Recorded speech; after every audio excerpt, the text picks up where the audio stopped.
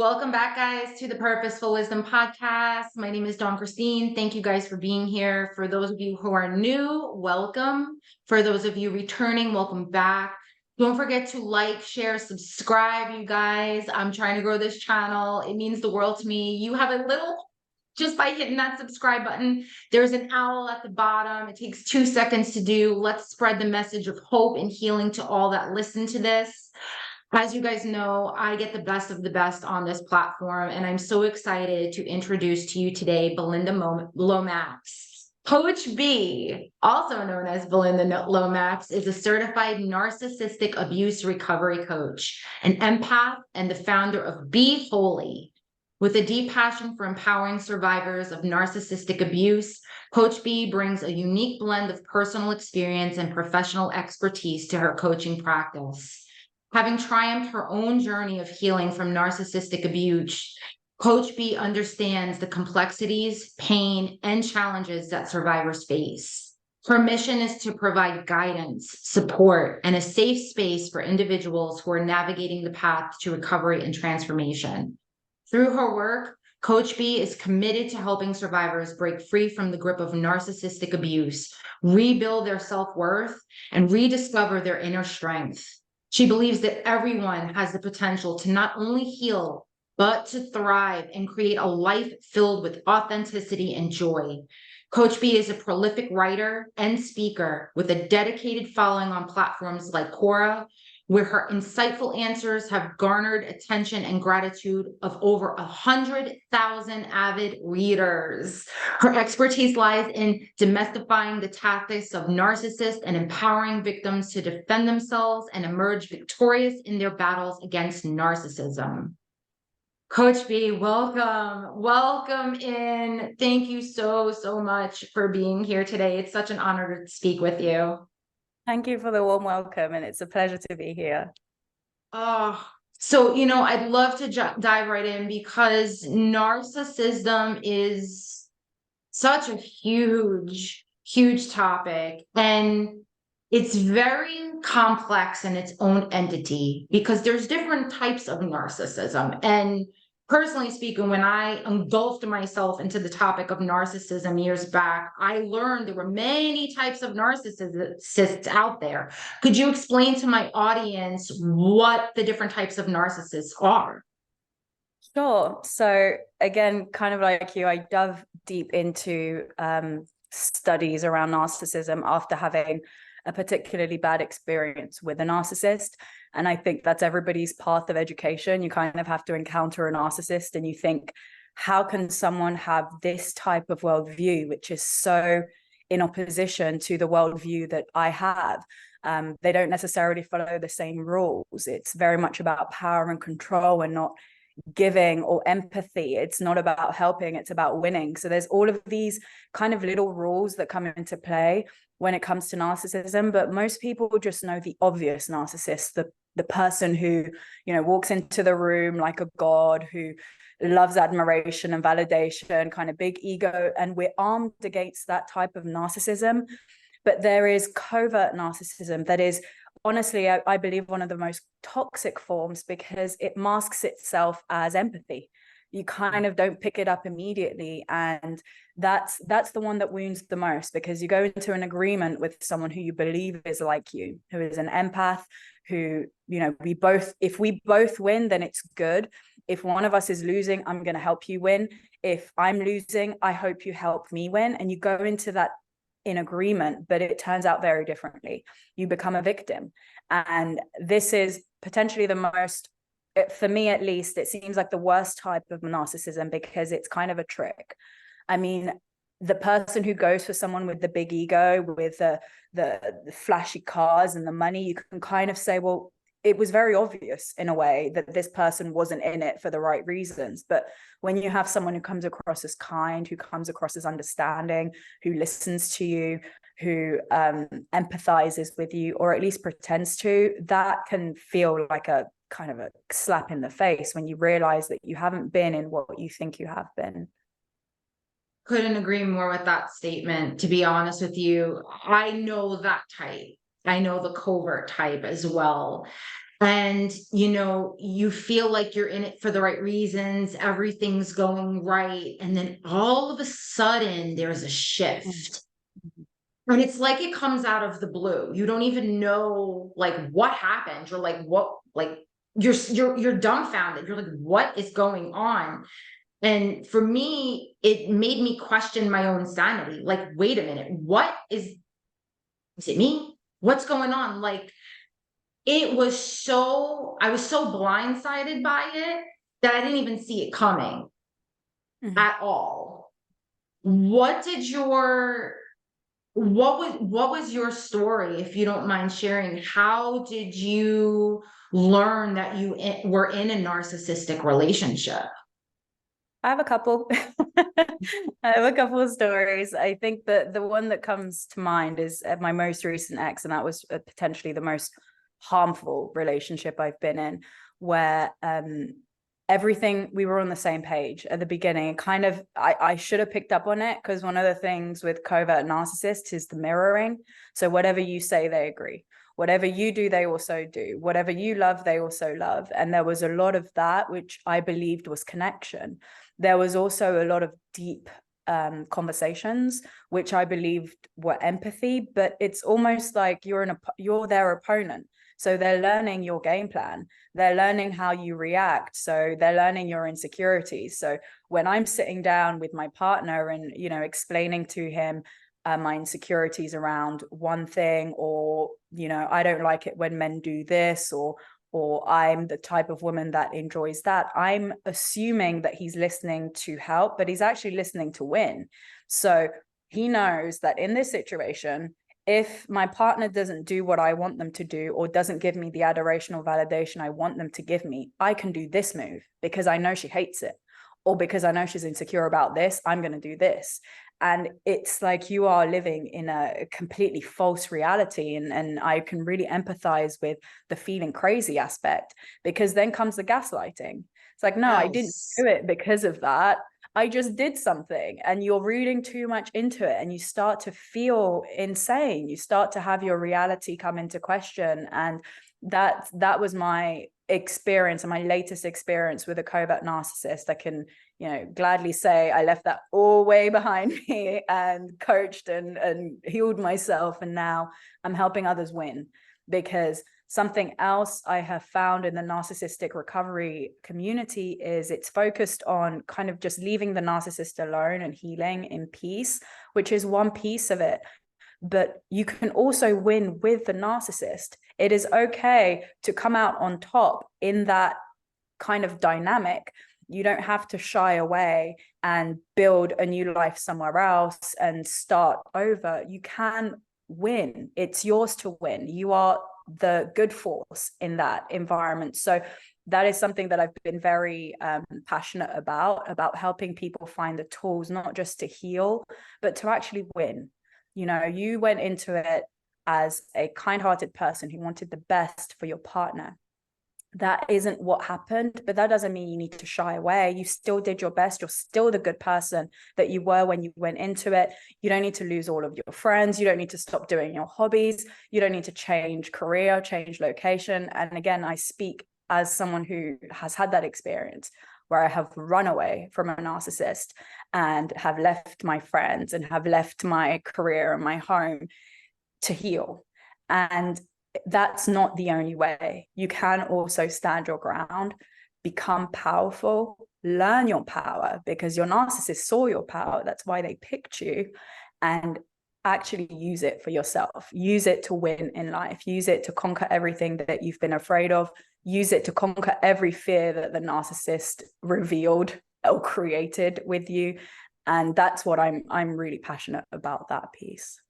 Wow. I never knew this is so new to me, because, when I was dealing with a narcissist in my life, I did walk away. There was a sense of, when I learned the tools of what was going on and I learned boundaries, I implemented those where I didn't allow that person to speak to me a certain way. I would just shut it down. Like, no, you don't get to talk to me like that. So having that power, whereas before I would just take it, But I'm so curious about this winning with a narcissist. Like, how can two people, especially that the narcissist knows your weaknesses, and oftentimes I found, even personally, that's their weapon. They know how to push those buttons, they know how to weaponize your own insecurities against you to make you feel powerless in that situation. So how do you come on top when they know all your vulnerabilities, your weaknesses, how you're going to react? What does that even look like? That's a good question. The truth is, the insecurities that you reveal to the narcissist aren't actually insecurities. They are you. It is okay to be you. The only reason that they became insecurities is because you made them bad. And then you shared with someone who you thought was on your side that they are bad. You gave them a blueprint of what to do to make you feel bad, what to do to make you feel less than. If you heal that list, if you're no longer insecure about the things that you told them that you were insecure about, they no longer have the weapon. So I'll give a contextual example. If you are insecure, let's say, about other women, that you walk into a room and you're with a narcissist, and every single time he seems to be looking at other women or flirting with other women, and he uses your insecurity against you. He knows what type of woman to go to because he knows what type of woman you are insecure about. The reality is you never had to be insecure about that type of woman. The only reason you're insecure about that type of woman is because you're with a man who makes you feel insecure. So once you heal that insecurity, once you heal that, almost that mother wound, that sister wound of other women are trying to take my good thing, and actually see it as the narcissist pinning two powerful forces against each other. I mean, women are so powerful and we use our power in so many disproportionate ways that kind of diffuse it. But if you realize what's actually happening, he's not the powerful one. He's trying to use someone else against you. Once you remove that power from him, he has nothing in essence. And so that's the process in which I help with my clients. That's the one that I choose. Instead of running away from the things that you told the narcissist, or running away from the insecurities that you have or you hide, why not face them? And then you find out they're actually not things that you need to be insecure about. And then you realize your strength, and then the game is over. So is it that simple? Is it that the narcissist all of a sudden like takes a step back and goes, wait a minute, what used to work doesn't work anymore? And how does that change the narcissist? Do they up their game? Do they bow down? And what does that even look like to now be in a different type of relationship altogether if you decide to stay with the narcissist? I mean, it depends on the type of narcissism. There are people who have NPD and it's diagnosed, and that's a narcissist. They cannot change their worldview. But there are a lot of people who have picked up narcissistic traits. And I would say I was one of them. You know, I really have to watch myself on the narcissistic traits that I may have picked up from my upbringing. Again, I was being raised by a narcissist. You kind of pick up their way of being. And I almost see that as a caged empath. It's a wounded empath. It is once a child who was full of promise and hope, who came into this world believing, if I help, if I give, then I get good things. And being raised by people with narcissistic traits, learned that that's not the way that their world works. So now I have to adopt things that protect me from the people that should be caregiving to me. So you have to differentiate who you're in a relationship with. Are you in a relationship with a narcissist? And that will be very clear. There will be a complete lack of empathy. There will be no way in which they want to change their worldview.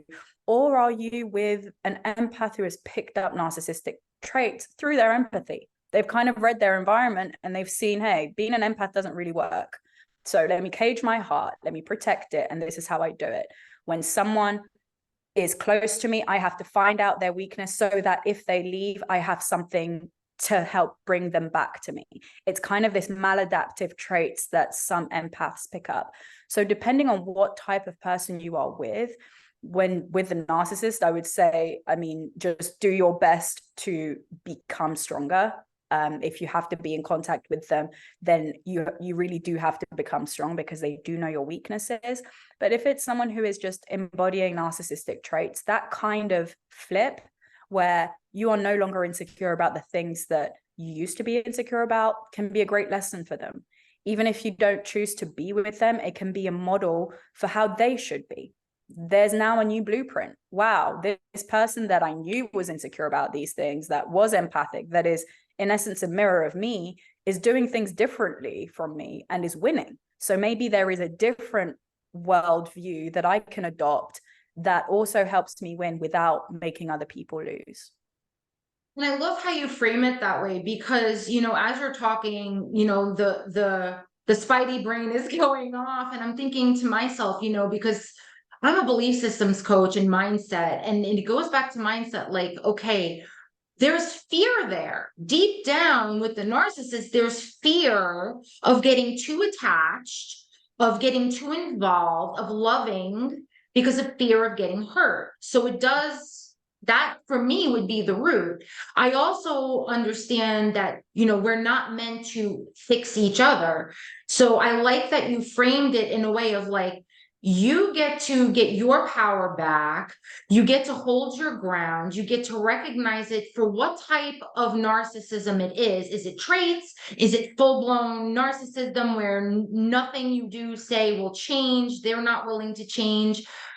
But whether you choose to stay or leave, understanding that it's fear-based for the narcissist, and that you have the opportunity to be an example, not only for yourself and do what's best for you, but to show them, hey, this is what happens when you rely on fear in relationships, or rely on this way of thinking in relationships. You're going to lose good people in your life if that person chooses to walk away. So I love how you frame that. I'd love you to elaborate for me the concept between dark and light, and narcissism and empathy. I know that as we're talking, things kind of coordinate together. So how does a narcissist go from being empathetic to now having narcissistic traits? What does that even look like? That's a good question. So I like to go to folklore or faith for whatever people believe in when it comes to just the battle of good and evil.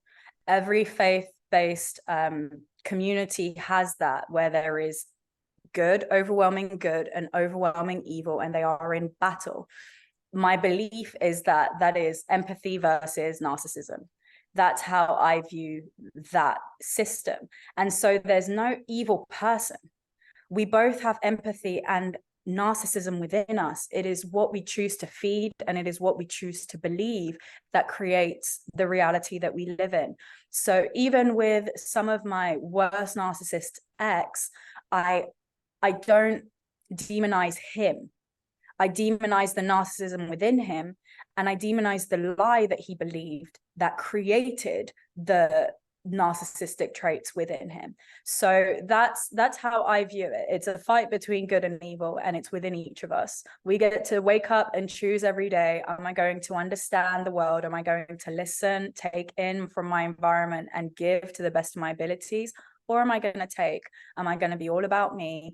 Am I going to make it self-focused? Am I going to take from people without giving back? And if we're all honest, empaths or narcissists, we both have both.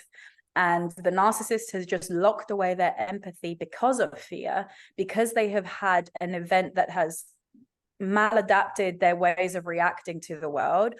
And the empath has survived that, because I would also say that I faced things that should have made me shut off the world. And I would believe that some of your listeners and even you would have experienced things that should have made you say, do you know what? I'm just going to lock my heart away, and I'm not going to give anymore, and I'm just going to take. But we didn't.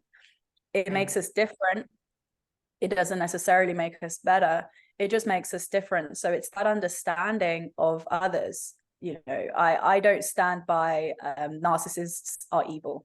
I don't classify people as evil. I classify Right. narcissism as evil, the narcissism within, and whatever lie someone has believed that has led them to lead that way in the world is what I demonize, not the person.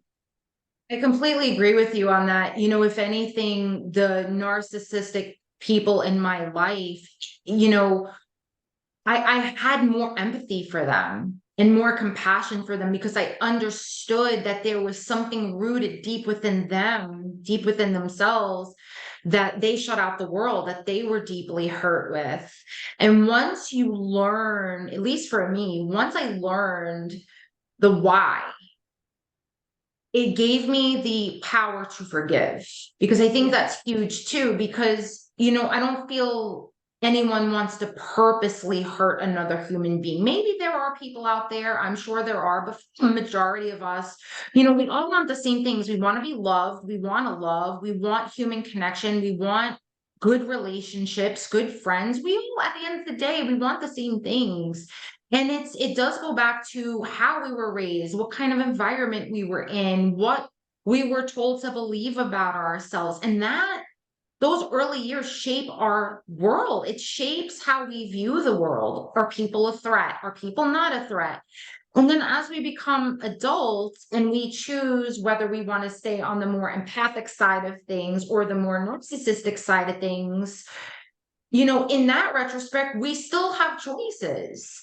I chose to remain empathic. I didn't want to stoop to the narcissistic side of things. I chose to love. I chose to walk away without doing any narcissistic kind of things back. I knew who I was deep down, that I didn't want to let that shape who I was.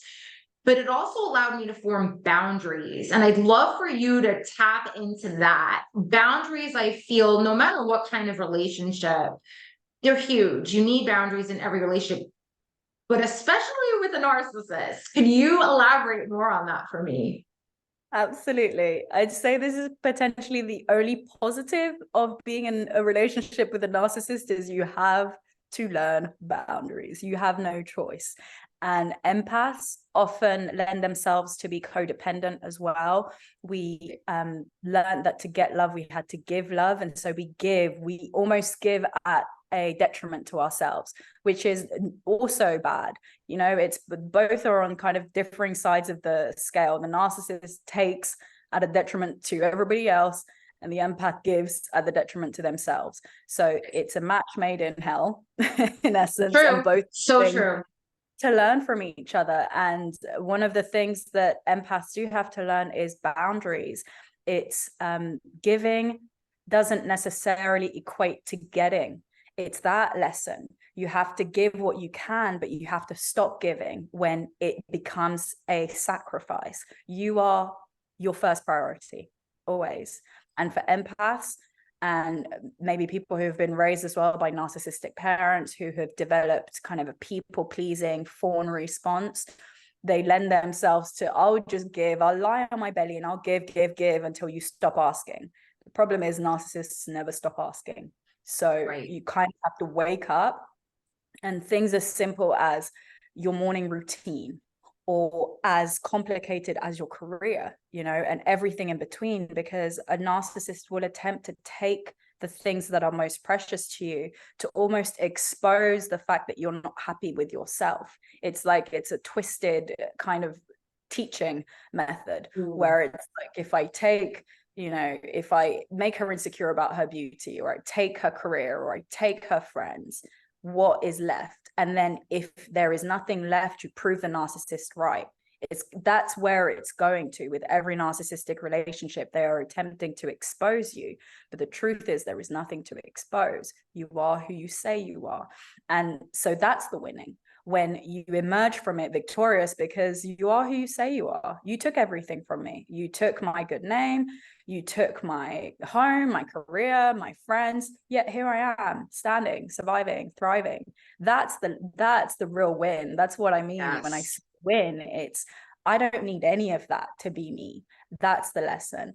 And the process of that is establishing those strong boundaries. What is the narcissist allowed to say to you? What things are off the table? what is the narcissist allowed to look at? Because you'll have narcissists that invade your privacy like no other. They may read your phone, your journals, go back into your social media history, try to find anything that they can to discredit you, in essence, to expose you. And so finding those boundaries as like, my past is none of your business. This is the boundary. We met here, and everything above is us and is open, but everything in my past is mine to keep. Enforcing boundaries is then the next step, because it's all well and good saying them, but the narcissist will test them. He doesn't believe you. So now you have to actually enforce it. So for example, with my ex, I had a bedtime and I wanted to go to bed at that time because I wanted to wake up in the morning, do my meditation, see the sunrise, go for a walk, all of the things that really make me feel happy. And the narcissist began to push that boundary by suggesting we do things outside of that time. So maybe half an hour before I'm about to go into my evening routine, he'd mention, oh, let's go out. Or text me, hey, what are you doing now? I'm doing this. Do you want to come? As a way to find out whether or not my boundaries are real or fake. And the worst thing is, if you do agree, if you self-sacrifice, if you do give, they don't reward you for it. They just see it as, oh, I knew I could, they see it as it's like, yeah, the messed up thing. So your boundaries, once you realize what the battle is, and it's not with the person, it's with the narcissism within the person who thinks that they can change your mind, push on your boundaries, and get a reaction from you, that's who you're fighting. So by saying no to the person, you're telling the narcissism within, hey, this method does not work anymore. And that's really what you want to get to, especially with someone who isn't a narcissist, but has narcissistic traits, because they have seen that works in the world. You want to get them to the point where they realize that doesn't work with you. If they want a relationship with you, they have to be themselves. The same way that you are being yourself, they have to be themselves. And if they are anything other than that, it won't work. Right. And I love how you said the word no. One of the first things I learned when I started therapy many, many years ago, and I learned about, someone that validated everything that was going on in my life. She turned around and she said, Dawn, no is a complete sentence. And you don't owe the narcissist in your life anything more than that. Yeah. And it really is. It's so, we always feel, especially, as a former people pleaser, you have to explain yourself, like, no, because blah, blah, blah, blah, blah, and you fill in everything, and it's no. And it's so simple and so powerful. And the narcissist sees it. It's like, I warned you, I told you, and now I'm sticking to it. And it's almost like an insult. Like, it's like, how dare you do this to me? Like, again, it twists, like it's for them, right? And it just fascinates me, like, wow, just that little level of power, of empowerment, of owning what you set out for yourself and not letting anyone deteriorate that is so powerful. Just a simple no further explanation needed. Yeah, I love that. What would you say to people? Because I know there are people out there that are truly with narcissists, not people that we all have narcissistic traits. I believe that wholeheartedly. It's what we feed. Completely agree with that too. The true narcissists, the dangerous ones, what would you say to these individuals struggling to break free from this toxicity? What would be the steps, at least the first step, to get out of this situation? You have to see the situation for what it is. Something that a lot of empaths are able to do is see the best in everything. It's kind of one of our superpowers. You can see a situation and you can see a person and you can see how they could be the best version of themselves. And that's what keeps us. It's the hope that they will one day become the best version of themselves. And you kind of don't want to lose out on that. What if I leave and then they become the best version of themselves and then I've missed out? It's all of these narratives, and again, they're lies that we need to uncover within. And so seeing the reality of what it is, how does the narcissist respond to you? How do you feel on a daily basis? How are you today versus how you were before you met them? Real actionable facts that you can't dispute, that will keep you in a zone of strength when you leave. And again, depending on the narcissist, there are some like malignant narcissists that are dangerous. If you were to confront them and tell them, I'm leaving, you are putting yourself in danger. So depending on the gradient of narcissist, whether they lend themselves more to covert or they lend themselves more to malignant, I would go a form of no contact. Absolutely. Absolutely. The no contact method is not only good for you to just realize that you are still you without them, it's also good for them. It will bring out the real them. And if you interrupt that process, if you bite back at the narcissist, because I mean, you think just saying I want to break up with you is enough for a narcissist? There's no way. So then begins the real fight. Like now it's like, oh, okay, gloves are off. Now it's maligning you to all of your friends, making you seem crazy, finding things out about you, exposing you, making you the devil in essence. So there's all of that comes after making the decision. So to avoid that, because it's going to happen, I would definitely enforce no contact. You don't need to see any of that. Get off social media. Get away from, the flying monkeys, the people that he may have, brought onto his side that will empower him to continue to do his behavior, or that may call you and, tell you that you're silly for your decision. There's a lot of flying monkeys that you'll discover, and just be silent. Be silent, feed into yourself, go somewhere that feels like peace, and remember how to cultivate that peace within, and arm yourself for the battle that you may have to fight. I mean, in some cases, you can just do that. And then after the no contact period, you actually feel no connection to the narcissist, that would be a blessing. And you can just live your life. But for some, if you have children together, or if you have business together, or anything that may attach you to the narcissist, like friends together, then you kind of do have to go back into the battle. But you go back in way stronger if you've just had 30 days, 60 days, 90 days to yourself, feeding everything that you gave the narcissist into you to make you strong enough to endure what you will have to endure. I love that you framed it that way too. For me personally, I had certain people in my life that did exactly what you just said. They cut ties, and then I got blasted. Oh, yeah. And I knew it was I knew something was gonna happen, but I didn't know how. At that point in my life, I truly saw who my real friends were, who was easily manipulated by lies and all sorts of other crap that was thrown their way. It definitely showed more of their character to me. And it gave me a sense of empowerment, like as frustrated as I was about it. And I didn't stoop to that level. I didn't allow myself. I was like, you know what? They're doing it. That shows their character. That is not me. I'm going to walk away. And silence to me was everything. It said everything I didn't ever need to say out loud. And then that came that level of compassion and empathy, because then I understood, okay, well, this is the root of the why. So then I had even more compassion and empathy for these people. And it allowed me to forgive them and really say, okay, you know what?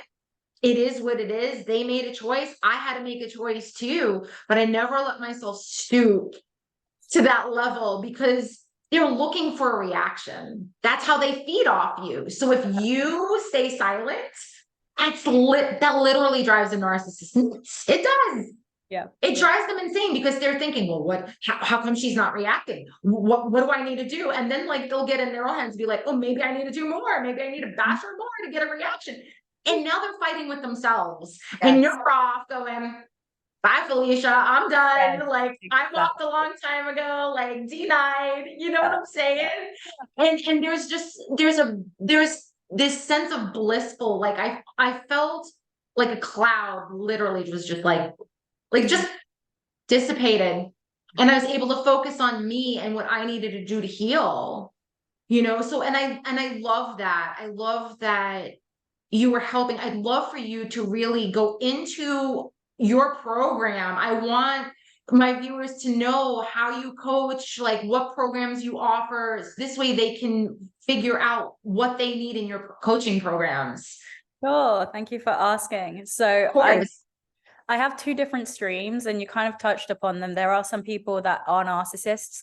That's the worldview they've chosen. They don't want to do anything any differently. So for that, you can't help someone else be better if they don't want to be better. So there's one route for that. And there's also one for people who are with a partner that has narcissistic traits, that has maladaptive traits that they've adopted, and that is on a road to healing. And it's maybe they have done something that has broken the relationship, it's broken the communication. However, this is someone that you still want to have a future with, should they change or evolve.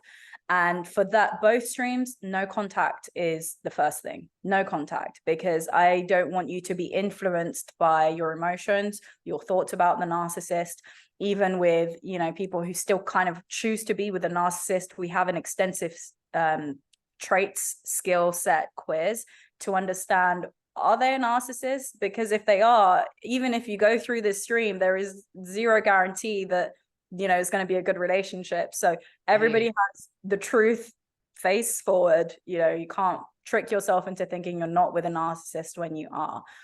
Both paths involve no contact to different lengths, 30 to 90 days I usually put, which is also implemented with a program of health, looking after your body, looking after your mind, nourishing your soul, journaling, remembering who you are, and really getting to a powerful position. Because whichever category you're in, you need to be powerful to go back into that battle.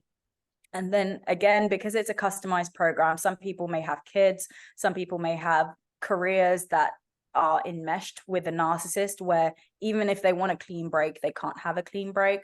So this is where I talk about winning.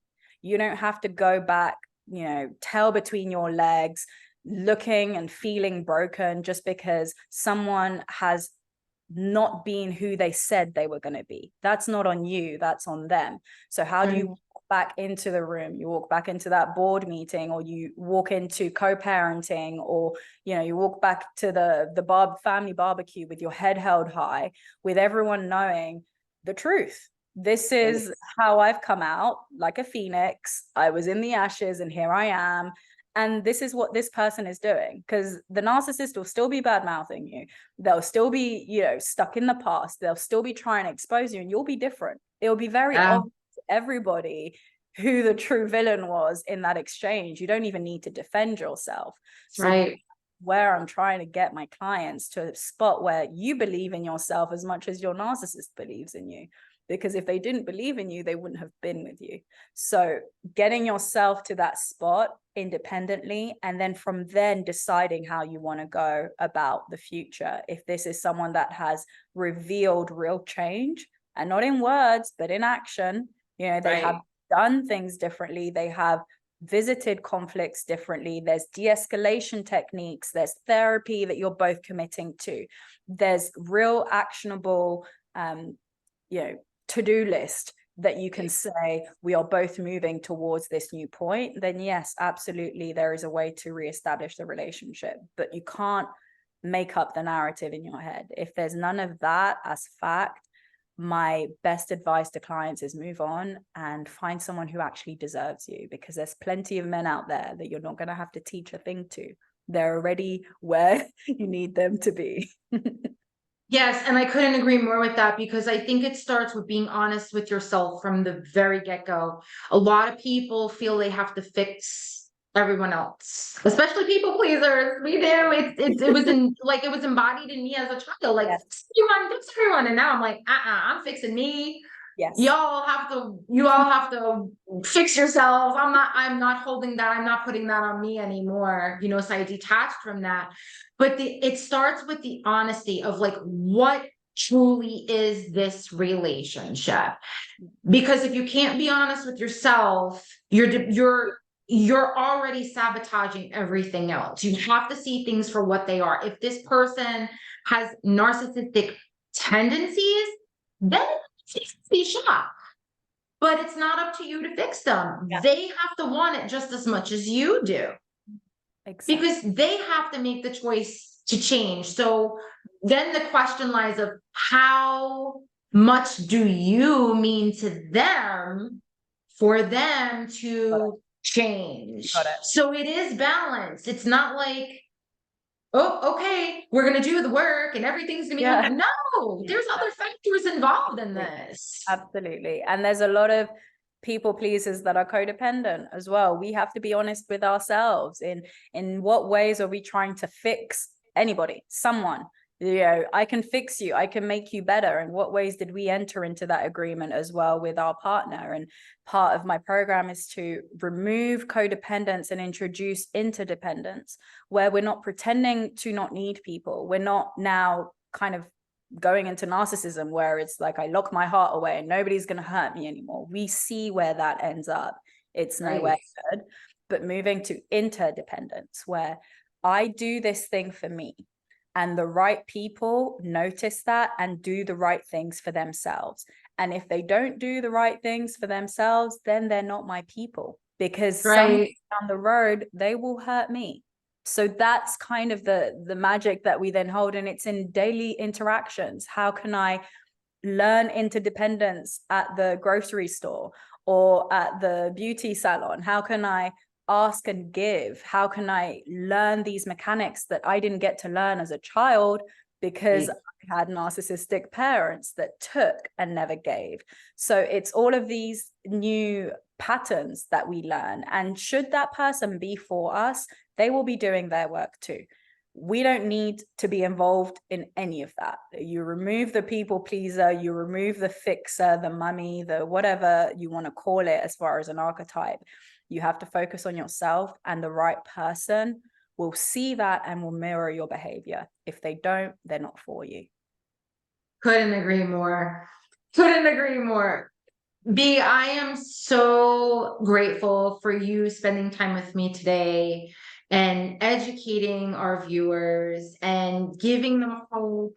I would love for you to let them know how to get in contact with you. They already know, and I'll say it to you too. I always put all the contact in the description box, but for those of us who are listening and not watching, how can someone get a hold of you if they want your expertise in this subject? Well, you can go to my website, to www.beholy.com, and there's tons of blog articles. There's tons of information. You can find out a bit more about me and what I do as well. And you can also book an introductory meeting with no commitment. If you just want to spend 30 minutes to just vent and just talk to someone who gets it and then be done. I love those conversations as much as I love the ones that turn into clients, and it's completely free, no obligation. I want to hear you and I want to validate your story. I also have a group that I run, I Believe Your Abuse, which is a forum where people who have been survivors of narcissistic abuse or are currently in recovery come on a weekly basis and again just share their stories. You get to share your stories with other survivors, and you get to hear other stories, and it starts to make sense because they all seem eerily similar, and you start to feel a lot less alone. So that's also one method. And the third is Quora. Go onto my profile. I'm Belinda Lomax on there, and ask me a question or read the questions. I answer very, very candidly. I have a slightly different worldview to some narcissistic coaches, where I'm all about empowering the survivor. I don't want you to go away and go and heal in silence and then feel like you lost the battle. I want you to feel like a winner, and we win differently. We're empaths, so we don't win by breaking other people down. We win by being an example. So that is really what I strive to do on Quora with my answers, is to empower these victims, survivors, and thrivers of narcissistic abuse to really see what the narcissist saw. They saw their light, they wanted it. It's your light, you get to have it. So that's the process that I go through on there. And I'd love to connect with anybody who has encountered any slight of narcissistic abuse, whether it's from relationships, with romantic partners to familial relationships to even co-workers. There's just so many aspects of this disease called narcissism that it would surprise me that no one had been hit by a corner of it. So I help everybody. Oh, you're in a beautiful soul. You really are. And I really love the work that you're doing, Coach B, because there's so many of us out there. You're absolutely right on that. There's so many of us that struggle because if we don't have it at home, we have it at work. If we don't have it at work, we have it. And you want to be empowered. And I love the fact that you're also building community, because people need to understand that community is huge part of healing. Yeah. When you don't feel like you're the only one in the world that is going through this, and you have a sense of community, which are complete strangers, which will help validate your story. And then you get to compare and you're like, oh, mine did that, and you form this comical bond over it, right? But people in a form of community, that's what helps heal other people. Yes. And that's both our missions, is to create community. And I love that us as women, we get to empower others and give them the tools to heal and grow and thrive, because we all deserve that. And I can't thank you enough for being such a beautiful soul on this planet to empower others. I am so grateful for you being on the podcast today. So thank you so much. Thank you, Dawn. It's been amazing. I've enjoyed my conversation with you. I almost forgot we were recording. Well, that's the way I try to be, honestly. I want to forget that the cameras are on, because I love connecting to all the beautiful souls that come on here and give me their time and their knowledge and their passion to help spread the message and to help heal whatever that looks like.